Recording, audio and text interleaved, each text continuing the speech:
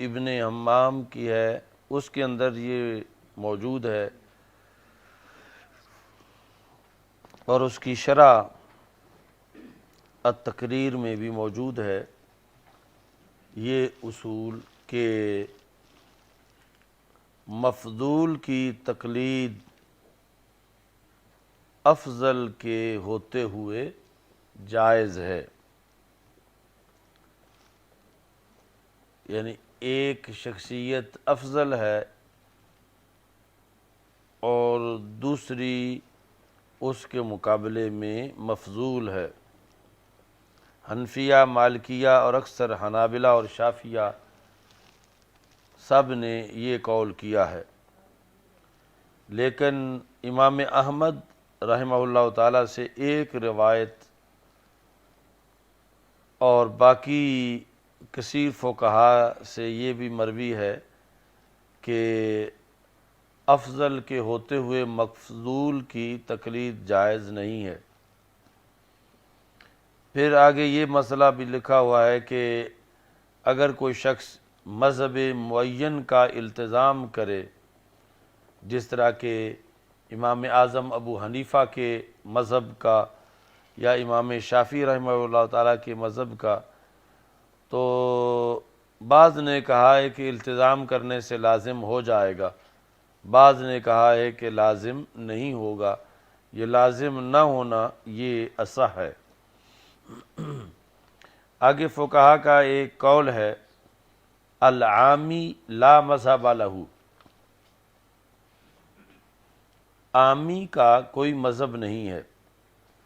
وقد شاء ان العامی لا مذہب لہ اذا علمت ذلك ظہر لك ان ما ذکر عن النصف من وجوب اعتقاد ان مذہبہ صواب يحتمل الخطأ مبنی على انه لا يجوز تقلید المفضول وانه يلزمه التزام مذہبہ وان ذلك لا يتأتى في العام، کہ امام نصفی جو ہے ان سے یہ ذکر کیا گیا ہے، جیسے پہلے بھی کل کے سبق میں معتقد اور مذہب کے فرق میں آیا ہے کہ یہ اعتقاد رکھنا بندے کا کہ اس کا مذہب صواب ہے لیکن احتمال کا خطا موجود ہے، تو اس قانون کی بنیاد اس پر ہے کہ مفضول کی تقلید جو ہے وہ جائز نہیں، اور یہ جو انسان ہے مقلد، اس کو اپنے مذہب کی تقلید لازم ہے۔ اور یہاں سے یعنی یہ اس سے یہ ثابت ہوا کہ یہ اصول عامی پر یعنی جو فقیہ نہیں ہے اس پر لاگو نہیں ہوتا۔ اور کہتے ہیں میں نے فتاوی ابن حجر کے آخر کے اندر دیکھا ہے اس تصریح کو کہ ان سے سوال کیا گیا نصفی کی مذکورہ عبارت کے بارے میں، تو انہوں نے پھر یہ تحریر کیا ان قول ائمۃ الشافعیۃ کذالک، کہ شافعی ائمہ کا قول بھی ایسے ہی ہے جس طرح کہ حنفی امام نصفی سے اس کو ذکر کیا گیا ہے۔ ثم قال ان ذلک مبنی علی الضعیف، کہ یہ قول ضعیف اصول پر مبنی ہے۔ وہ کیا ہے؟ انہ یجب تقلید الاعلم دون غیرہ، کہ عالم جو زیادہ علم والا ہے اس کی تقلید واجب ہے نہ کہ غیر عالم کی۔ والاصح انہ یتخیر تقلید ای شاء، کہ عامی کو اختیار دیا جائے گا کہ وہ جس کی چاہے تقلید کر لے، ولو مفضولا، اگرچہ جس کی وہ تقلید کر رہا ہے وہ افضل نہیں بلکہ مفضول ہے۔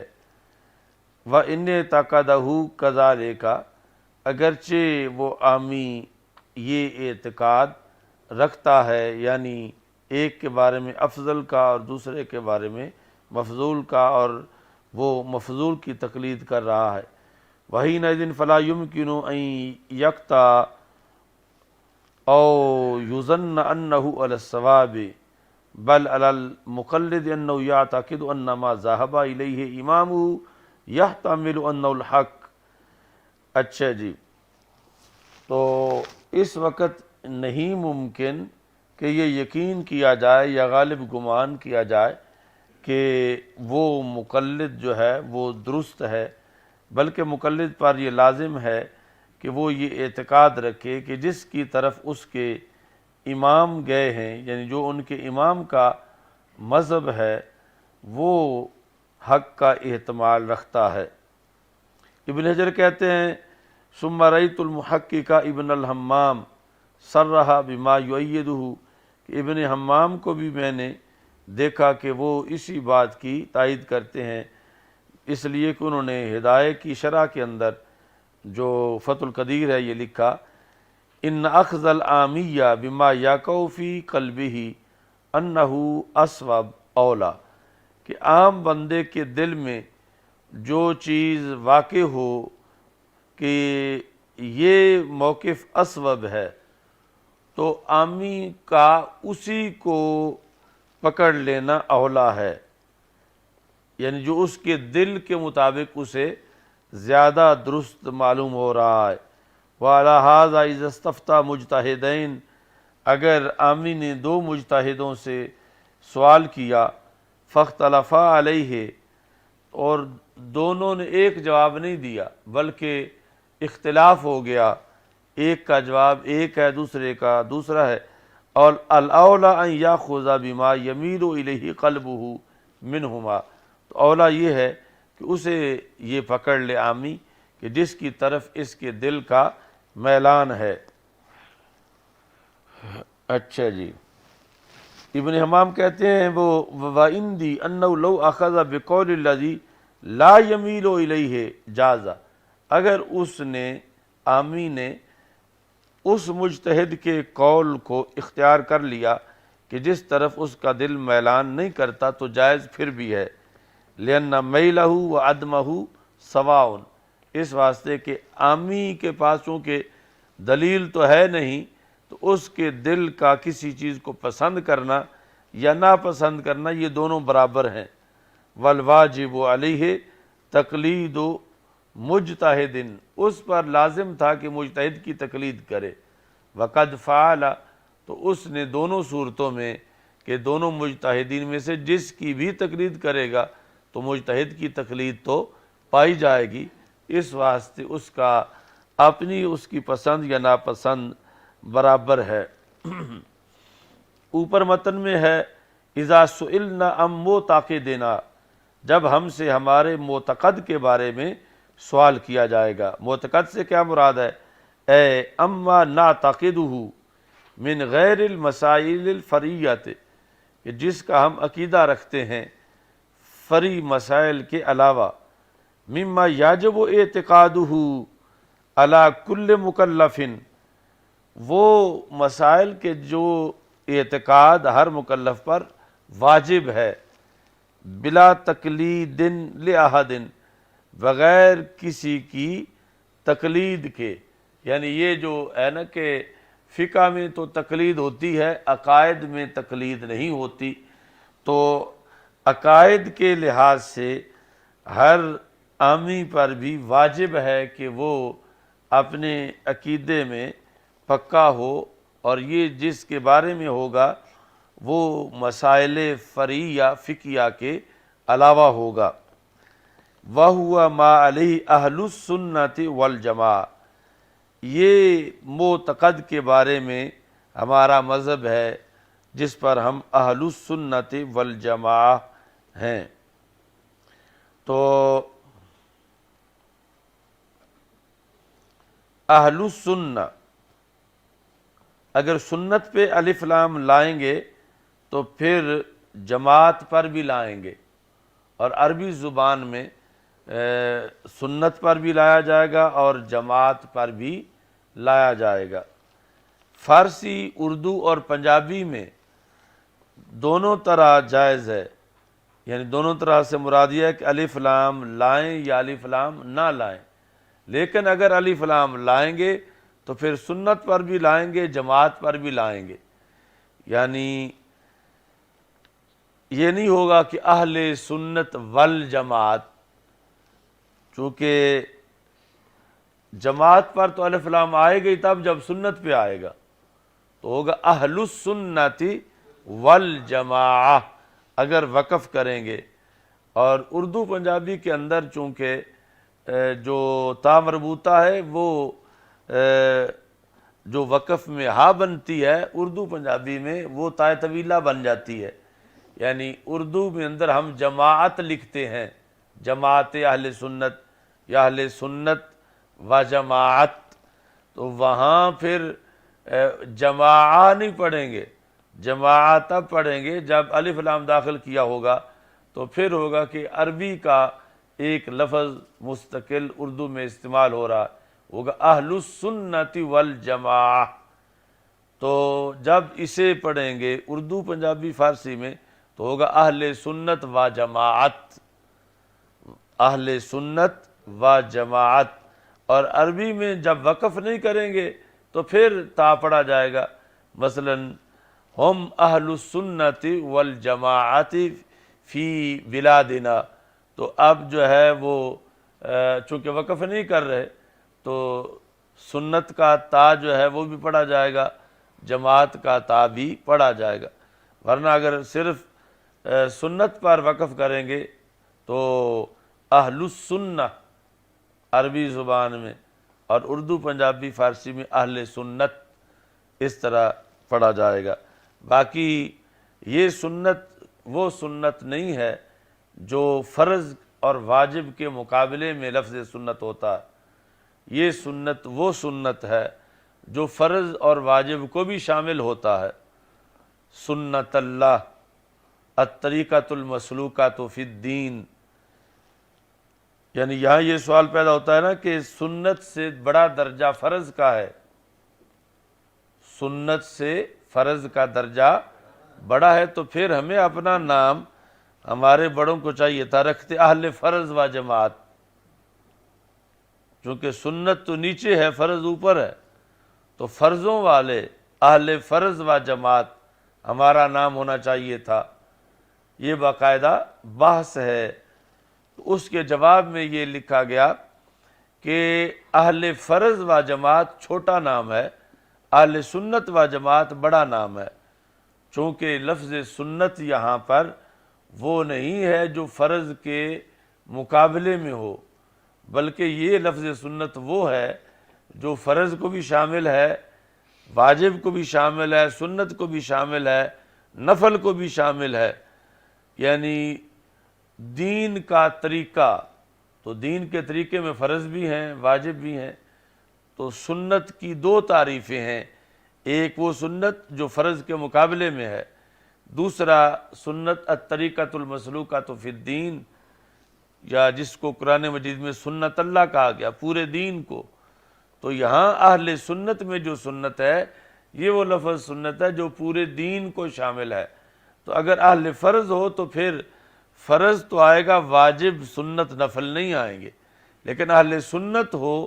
تو پھر فرض بھی ہوگا، واجب بھی ہوگا، سنت بھی اور نفل بھی، تو اس لیے ہمارا نام اہل سنت و جماعت ہے، اہل فرض و جماعت نہیں۔ اور جماعت سے مراد جو ہے وہ جماعت صحابہ رضی اللہ تعالی عنہم ہے کہ جو ان کے عقائد پر ہوں۔ اہل سنت و جماعت کون ہیں؟ دو طبقے ہیں، ہم الاشاعرہ والماتریدیہ، اشاعرہ اور ماتریدیہ، یہ دو طبقے جو ہیں ان کو اہل سنت و جماعت کہا جاتا ہے۔ وہم متوافقون، یہ آپس میں ایک دوسرے کے موافق ہیں، الا فی مسائل یسیرۃ، تھوڑے سے مسائل میں اختلاف ہے۔ ارجعها بعضهم الى الخلاف اللفظی کما بین فی محلہ، اور یہ جو تھوڑا سا اختلاف ہے اشاعرہ ماتریدیہ کا، اس کو بعض نے اختلاف لفظی قرار دیا ہے۔ ارجعها، ہا کا مطلب ہے مسائل یسیرہ، ان کو لوٹایا ہے طرف کس کے؟ اختلاف لفظی کے، جس طرح کہ جہاں اس کا مقام ہے وہاں بیان کیا گیا ہے۔ تو اختلاف لفظی جو ہے وہ یہ ہوتا ہے کہ جس طرح ایک شخص کہتا ہے کہ زید فلاں اجلاس میں حاضر تھا، دوسرا کہتا ہے نہیں زید اس اجلاس میں حاضر نہیں تھا، تو آپ آپس میں دلائل دے رہے ہیں، ایک کہتا ہے حاضر تھا، دوسرا کہتا ہے حاضر نہیں تھا۔ بالآخر کسی نے جو کہتے تھے حاضر تھا ان سے پوچھا کہ تم کس زید کی بات کر رہے ہو؟ تو اس نے کہا وہ زید جو لاہور میں رہتا ہے، میں اس کی بات کر رہا ہوں کہ وہ اجلاس میں حاضر تھا۔ وہ جو کہتے تھے نہیں حاضر تھا، ان سے پوچھا تم کس کی بات کر رہے ہو؟ تو انہوں نے کہا وہ زید جو پشاور میں رہتا ہے، ہم تو اس کی بات کر رہے ہیں کہ وہ حاضر نہیں تھا۔ تو یہ یعنی اختلاف لفظی ہوتا ہے جو محققین کے شایان شان نہیں ہوتا کہ اتنے سال انہیں ایک دوسرے کا پتہ ہی نہیں چلا کہ وہ کس کی بات کر رہے ہیں، کہ ایک ڈٹا ہوا ہے حاضر تھا، دوسرا کہتا ہے نہیں تھا، اور دونوں ہی سچے تھے مگر پتہ نہیں تھا کہ کس کے بارے میں وہ سارا زور لگا رہے ہیں۔ تو یہاں انہوں نے بہرحال یہ کہا کہ جو مسائل تھوڑے سے ان میں اختلافی ہیں وہ بھی کوئی بڑا اختلاف نہیں ہے بلکہ اختلاف لفظی ہے،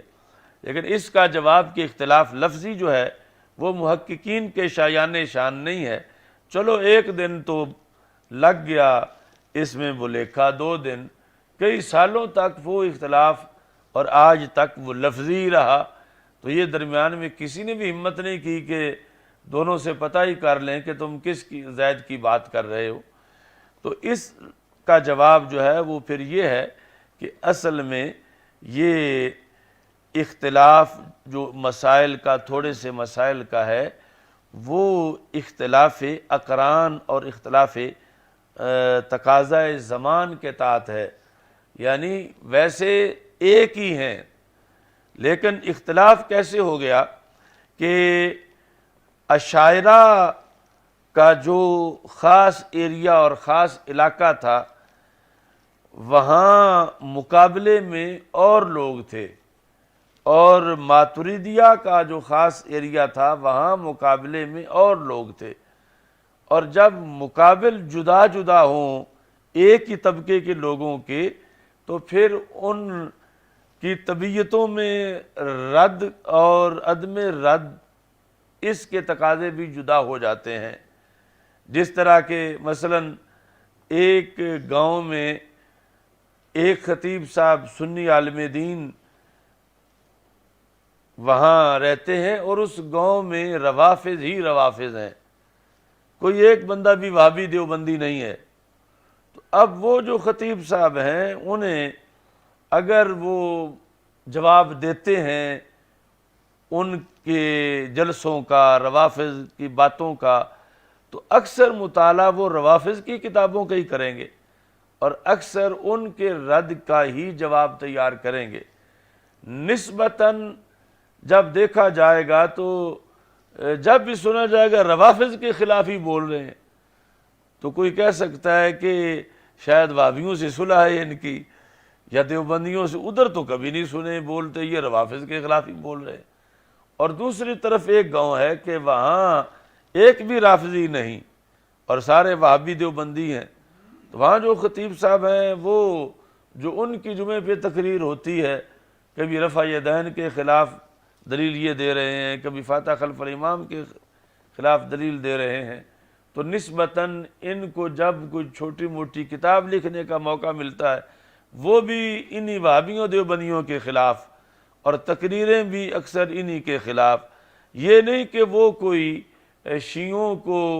رعایت دیتے ہیں، لیکن ان کا ٹکراؤ ہر وقت وہابیوں دیوبندیوں سے ہے. تو نسبتاً جب وقت گزر جاتا ہے 10 15 20 سال یا نصف صدی، اور پھر ان دو علماء کا کام دیکھا جاتا ہے، تو پھر دیکھنے والے جب ان کا رخ دیکھتے ہیں کہ یہ تو ساری عمر فلاں کا رد کرتے رہے ہیں، تو یہ فلاں کا رد کرتے رہے ہیں، تو پھر جدا جدا ان کی سوچ تھی، انہوں نے وہ کام کیوں نہیں کیا، انہوں نے یہ کام کیوں نہیں کیا. تو حالانکہ وہ تو دونوں طرف کے ہی خلاف تھے، مگر آگے زمانہ ایسا تھا،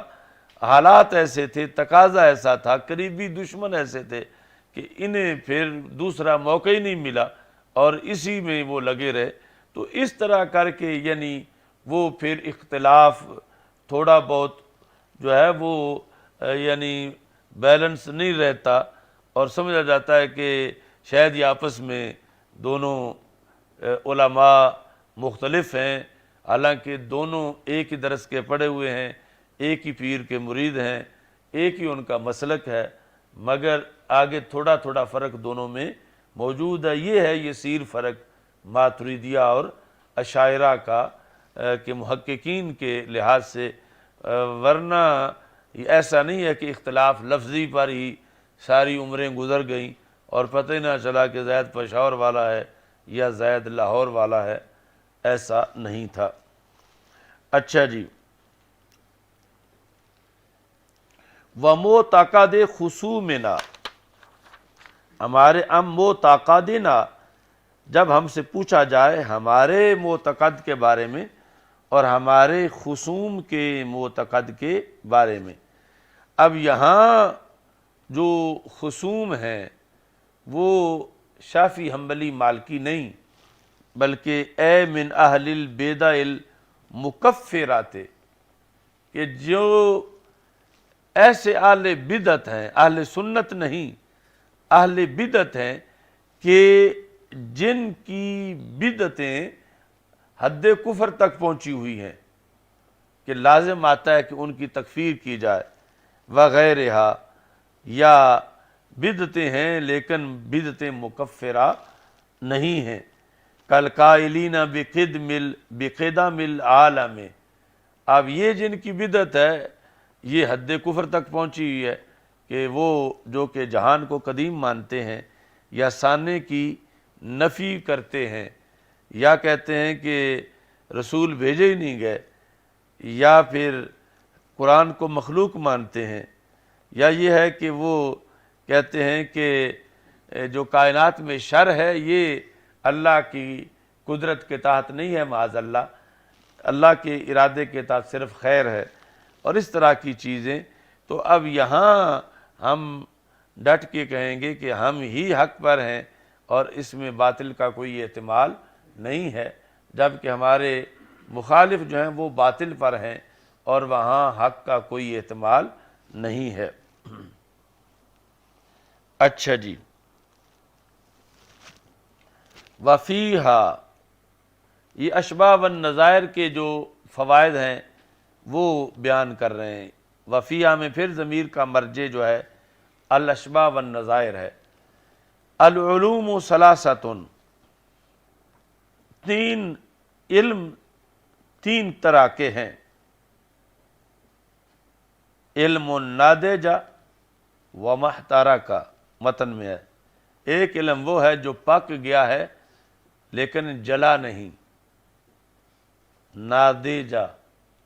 پک گیا ہے لیکن جلا نہیں. یہ کون سا ہے؟ علم نحو اور اصول. دوسرا علم لا ناضج ولا احترق، نہ پکا ہے نہ جلا ہے، یہ ہے علم بیان اور تفسیر. تیسرا علم ناضج واحترق، پک بھی گیا ہے اور جل بھی گیا ہے، یہ ہے علم حدیث اور فقہ. اب اس کی وضاحت کرتے ہیں. پہلا علم ناضج ومحترق،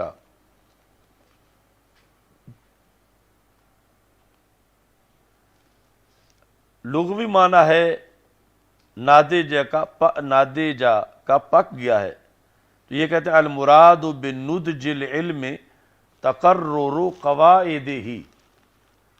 کہ علم کے پکنے سے مراد اس کے قواعد کا مقرر یعنی پکا ہو جانا ہے، قواعد کا پکا ہو جانا ہے۔ وتفریع فروعها، اور پھر قواعد پر آگے فروع کی تفریع بھی ہو چکی ہے، یعنی قواعد لاگو بھی کیے گئے ہیں۔ وتوضیح مسائلہ، اور پھر اس کے مسائل کی وضاحت پر بھی کئی کتابیں لکھی گئی ہیں۔ احتراق سے مراد ہے اس علم کا انتہا تک پہنچنا۔ ولا شک ان النحو والاصول لم یبلغ النہایۃ فی ذالک، اس میں کوئی شک نہیں کہ نحو اور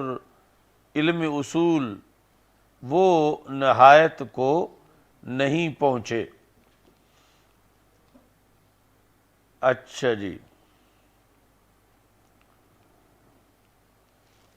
تو پتہ چلا کہ قواعد تو مقرر ہو گئے ہیں لیکن نہایت تک نہیں پہنچے،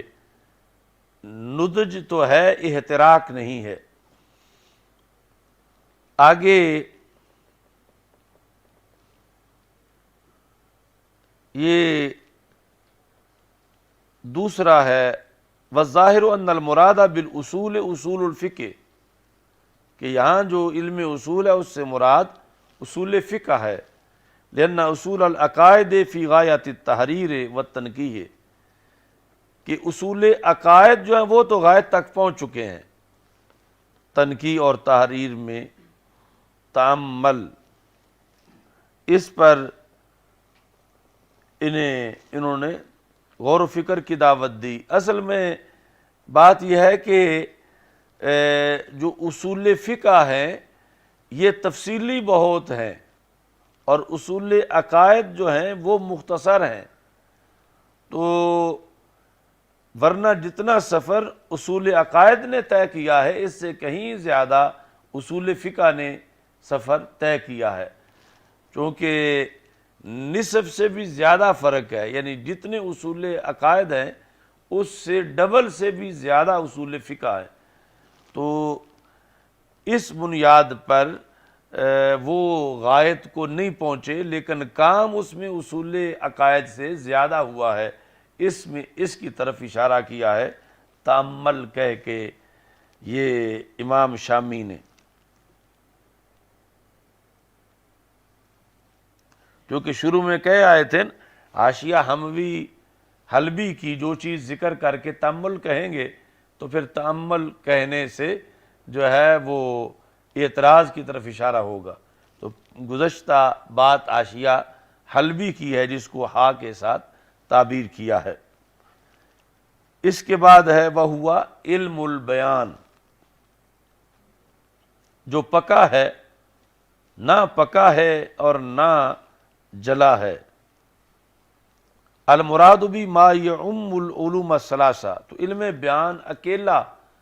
تینوں علوم پر مشتمل ہوتا ہے، یعنی معنی، بیان اور بدیع۔ اس واسطے زمخشری نے کہا ان منزلۃ علم البیان من العلوم مثل منزلۃ السماء من الارض، کہ علم بیان کا مقام علوم میں یوں ہے جس طرح کہ آسمان کا مقام زمین کے مقابلے میں ہے۔ وَلَمْ يَقِفُوا عَلَى مَا فِي الْقُرْآنِ جَمِيعِهِ مِنْ بَلَاغَتِهِ وَفَصَاحَتِهِ وَنُقَتِهِ وَبَدِيعَاتِهِ بل عَلَى النَّظْرِ الْيَسِيرِ، یعنی یہ مطلب ہے لا نادجہ کا کہ اب تک علم بیان میں اتنا کام نہیں ہوا جتنا صرف و نحو میں ہوا، یعنی ایسے اصول اس کے نہیں بنے، اور آگے نہ اس پر آگے تفریعات آئی ہیں، چونکہ اللہ تعالیٰ کا فرمان ہے قُلْ لَئِنِ اجْتَمَعَتِ الْإِنسُ وَالْجِنُّ اگر جمع ہو جائیں، فرمائیے اگر جمع ہو جائیں انسان اور جن، کس پر جمع ہو جائیں؟ الا ان یاتوا بمثل ھذا القرآن، کہ اس قرآن کی مثل وہ لائیں، لا یاتون بمثلہ، تو اس کی مثل نہیں لا سکیں گے اگرچہ ان میں سے بعض کے مددگار بن جائیں۔ وَإِنَّمَا ذَلِكَ لِمَا فِيهِ مِنَ الْبَلَاغَةِ، یہ اس لیے ہے، یعنی کیوں نہیں لا سکیں گے کہ اس میں بلاغت اس درجے کی ہے کہ جس کا ماننے والوں کو بھی آخری حد تک پتہ نہیں چل سکا کہ کتنی اس میں بلاغت ہے۔ وَعِلْمُ الْبَيَانِ وَالتَّفْسِيرِ، تفسیر سے مراد ہے تفسیر قرآن۔ فقط ذکر السیوطی فی الاتقان، اتقان نہیں اتقان، الاتقان فی علوم القرآن، اس میں امام سیوطی نے ذکر کیا ہے ان القرآن فی اللوح المحفوظ، قرآن لوح محفوظ میں ہے، کل حرف منہ بمنزلۃ جبل قاف، تو قرآن کا ہر حرف اتنا ہے بڑا ہے لوح محفوظ میں جس طرح کہ کوہ کاف ہوتا ہے، کوہ کاف۔ وَكُلُّ آیَةٍ تحتہا من التفاسیر، اور ہر آیت کے نیچے اتنی تفسیریں ہیں وہاں لوح محفوظ پہ، ما لا یعلمہ الا اللہ تعالی، کہ جس کو اللہ کے سوا کوئی نہیں جانتا ان جمیع تفاسیر کو۔ اچھا جی، آگے جو علم پک چکا ہے اور جل چکا ہے وہ علم حدیث اور فقہ ہے۔ لِأَنَّهُ قَدْ تَمَّ الْمُرَادُ مِنْهُ، اس واسطے کہ اس کی مراد پوری ہو چکی ہے، کیونکہ محدثین اللہ ان کو جزا دے، وَعَدَوْا کُتُبًا فی اسماء الرجال، اسماء رجال میں انہوں نے کتابیں لکھیں، وَنَسْبِهِمْ، رجال کی اسماء پر ہی نہیں ان کے نسب پر، وَالْفَرْقِ بَيْنَ أَسْمَائِهِمْ، پھر اگر 50 راویوں کا ایک ہی نام ہے تو ان 50 میں فرق کرنے کے لیے یا تو ان کے مسکن کے لحاظ سے یا ان کی ولدیت کے لحاظ سے یا اساتذہ کے لحاظ سے کسی نہ کسی طرح پھر انہوں نے فرق بھی کیا ہے۔ وَبَيَّنُوا، اور محدثین نے ذکر کیا ہے کون ان میں سے کمزور حافظے والا تھا، کون ان میں فاسد روایت والا تھا، اور کون وہ تھا کہ جو صحیح حافظے والا ہے اور صحیح روایت والا ہے۔ وَمِنْهُمْ مَنْ حَافِظَ الْمِئَةَ أَلْفٍ، ان میں سے کچھ وہ ہیں جنہوں نے 1,00,000 حدیثیں یاد کیں، وَثَلَاثَ مِئَةٍ، مراد 300 الف یعنی 3,00,000۔ وَحَسَرُوا مَنْ رَوَى عَنِ النَّبِيِّ مِنَ الصَّحَابَةِ، ان محدثین نے رسول پاک صلی اللہ علیہ وسلم سے جن صحابہ نے روایت کیا ان کا بھی سارا ریکارڈ اکٹھا کیا۔ وَبَيَّنُوا الْأَحْكَامَ وَالْمُرَادَ مِنْهَا، اور پھر ان احادیث سے احکام کو اور جو مراد تھی اس کو بیان کیا۔ تو اس طرح فن کا شفت حقیقت ہو، تو علم حدیث میں ان سارے احادیث کے جو احکام تھے ان کی حقیقت اور اسماء الرجال کی حقیقت منکشف ہوئی۔ دوسرا جو علم پکا اور جلا، یعنی جس کے قواعد مقرر ہوئے اور پھر تفریعات بھی مرتب ہوئیں، وہ علم ہے فقہ۔ اچھا جی، لِأَنَّ حَوَادِثَ الْخَلَائِقِ عَلَى اخْتِلَافِ مَوَاقِعِهَا وَتَشَتُّتَاتِهَا مَرْقُومَةٌ بِعَيْنِهَا أَوْ مَا يَدُلُّ عَلَيْهَا، کہ جو مخلوقات کے حوادث ہیں ان کے مواقع جدا جدا ہیں، اور پھر ان میں باہمی طور پر اختلاف ہے حوادث میں، تو وہ یا تو خود حوادث ذکر کیے گئے یا ان پر جو چیز دلالت کرتی تھی اس کو ذکر کیا گیا۔ تو یعنی یہ اس کی دلیل دینا چاہتے ہیں کہ فقہ کے قواعد بھی مقرر ہوئے کہ اور نئے بنانے کی ضرورت نہیں، اور پھر اس پر تفریعات بھی مرتب ہوئیں، یہاں تک کہ جو مسائل ابھی تک پیش نہیں آئے تھے فقہاء نے فرضی صورتوں کا بھی حکم لکھ دیا۔ یعنی ایک تو یہ ہے کہ جو پیش آئے ہوں وہ کچھ قرض رہتے ہوں، تو ایسا ہرگز نہیں، جو پیش آئے مختلف صدیوں میں مختلف علاقوں میں اس کا حل تو انہوں نے لکھا ہی ہے۔ اس سے بڑھ کے بھی لکھا کہ جو مستقبل میں پیش آنے تھے تو انہوں نے فرضی صورتیں بنا کر ان کا حل بھی لکھ دیا۔ اس بنیاد پر یہ بھی وہ علم ہے جو پک بھی چکا ہے اور جل بھی چکا ہے، یعنی تفریعات بھی مرتب ہو چکی ہیں۔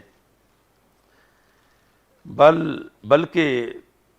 قد تکلم الفقہاء علی امور، یقیناً فقہاء نے تو ایسے امور پر بھی کلام کیا لا تقع اصلا، جو بالکل وقوع پذیر ہوئے ہی نہیں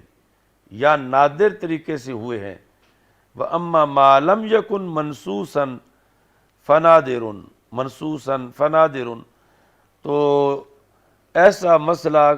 بہت نادر ہے کہ جس کے بارے میں فقہاء نے اس کو جزئی طور پر نہ لکھا ہو۔ وَقَدْ يَكُونُ مَنْسُوسًا غَيْرَ أَنَّ النَّاظِرَ يُقَصِّرُ عَنِ الْبَاسِ عَنْ مَحَلِّهِ، یہ جن مسائل کے بارے میں کوئی کہہ دیتا ہے کہ فقہاء نے یہ نہیں لکھا، ہوتا وہ بھی لکھا ہوا ہے، صرف دیکھنے والا جو ہے یہ کوتاہ بین ہے اور اس بحث تک اس کی رسائی نہیں ہو سکی، اس کے محل تک کہ وہ فقہاء نے کس باب کے تحت اسے لکھا ہوا ہے۔ او ان فہم ما یفیدہ مما ہوا منصوص بمفہوم او منطوق، یا اس کا فہم ناقص ہے کہ وہ مسئلہ یا تو مفہوم کے لحاظ سے لکھا گیا ہے یا منطوق کے لحاظ سے، یعنی جس طرح کے مفہوم مخالف کے ذریعے کوئی چیز واضح کی جاتی ہے، تو ایسے بھی فقہاء نے مفہوم مخالف کے ذریعے بھی چیزوں کو واضح کیا ہوتا ہے، اور یہ جو کہہ رہا ہے کہ نہیں لکھا گیا تو یہ اس کے فہم کا قصور ہے۔ اور یقال المراد بالفقہ، فقہ سے مراد وہ ہے جو ہمارے مذہب کو بھی شامل ہے اور اس کے علاوہ کو بھی شامل ہے۔ فإنه بهذا المعنى لا يقبل الزیادۃ اصلا، اور یہ بھی اب اور زیادتی کو قبول نہیں کرتا، یعنی جتنا ہونا تھا قواعد پکے ہو چکے ہیں۔ فإنه لا يجوز احداث قول خارج عن المذاہب الاربعۃ، تو چاروں مذہب جو ہیں ان سے خارج کوئی نیا قانون بنانے کا اب وقت گزر چکا ہے، تو یہ یعنی فقہ کا کامل ہونا، یعنی اس کی اصولوں کا مقرر ہونا اور تفریعات کا بھی مرتب ہونا، یہ اس کی واضح دلیل ہے۔ چلو الحمدللہ رب العالمین والعاقبۃ للمتقین والصلاۃ والسلام علی رسول الکریم۔ استغفر اللہ، لا الہ الا اللہ وحدہ لا شریک لہ، لہ الملک ولہ الحمد وہو علی کل شیء قدیر۔ اللہم انا نعوذ